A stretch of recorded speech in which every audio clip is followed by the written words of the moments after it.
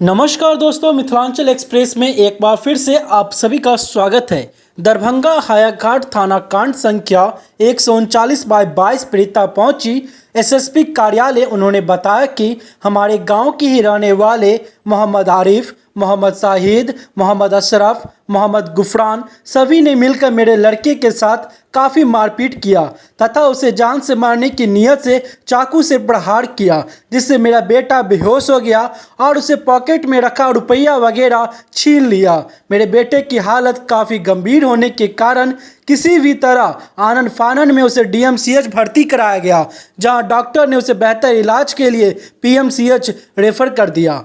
तब जाकर किसी भी तरह उसकी जान बची। इतनी गंभीर स्थिति में भी उपरोक्त अपराधी खुलेआम घूम रहे हैं तथा धमकी दे रहे हैं कि मुकदमा उठाओ, नहीं तो पूरे परिवार को जान से मार देंगे। वहीं उस मुकदमे का गवाह भी काफ़ी भयभीत है, उसको भी काफ़ी डराया धमकाया जाता है अपराधियों के द्वारा। उन्होंने यह सारी बातें एसएसपी को बताई। जल्द से जल्द इस अपराधियों की गिरफ्तारी हो और मेरी फरियाद सुनी जाए। आइए इस खबर के माध्यम से जानते हैं पीड़िता ने क्या कुछ कहा एसएसपी से। सुने से आप यहाँ एसएसपी ऑफिस आए हैं, क्या मामला को लेकर के आए एसएसपी ऑफिस? भैया को मारा था 6-7 आदमी, वही लेकर के आए थे, वही मामला को अभी तक ना मुजरिम वही हाईवे खप घूम रहा है, मगर किसी को गिरफ्तार नहीं कर रहा है थाना है। और हम लोग जाते हैं ना 2 दिन 4 दिन के बाद तक भगा देता है, उल्टा सीधा पढ़ा करके। कौन भगा देता है? पुलिस वाला।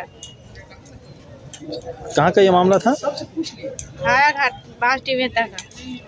अभी एसएसपी साहब से मिले तो क्या बोले हम? बोले हैं सर हो जाएगा। सर, हायाघाट थाना का 139/22 का केस है। मोहम्मद शब्बीर, उसके बहुत हेड इंजरी किया गया था मार के, उसी के मोहल्ले के 7 लोगों के द्वारा।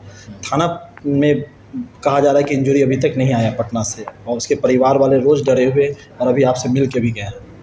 जी हाँ, इसमें आवेदन प्राप्त हुआ है। जो संचिका हमारे पास उपलब्ध थी कांड से संबंधित, उसमें अभी पर्यवेक्षण टिप्पणी भी नहीं है और इंजरी रिपोर्ट भी नहीं है। तो अभी आईओ से और सर्कल इंस्पेक्टर से दोनों से स्टेटस रिपोर्ट केस का मांगा गया है और 2 से 3 दिन में वो प्राप्त हो जाता है, तो उस पर देखते हैं क्या करने की चाहते। सर, जब 307 तक गया लेकिन उसकी गिरफ्तारी नहीं होना, किस चीज़ को दर्शाता है? वही हम आईओ से इसीलिए उनसे स्पष्टीकरण ही मांगे हैं कि अब इतना टाइम हो गया, केस में प्रोग्रेस क्यों नहीं हुआ और किस वजह से कांड लंबित है। तो वो अपना रिपोर्ट सबमिट करेंगे, उसके बाद हम लोग